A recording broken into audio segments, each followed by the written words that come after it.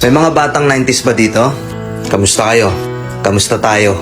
Alam nyo, sa totoo lang tayo may pinakamasayang kabataan. Tayo yung mga kabataan noon na napakababaw ng kaligayahan. Tayo yung mga batang batak sa arawan kahit napagalitan ng magulang, okay lang basta makipaglaro sa mga kaibigan. Di natin alam kung ano yung teknolohiya. Di natin alam kung ano yung cellphone. Di natin kilala si Coco Melon.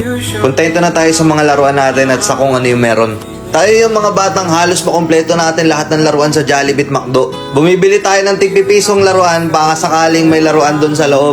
Naalala nyo?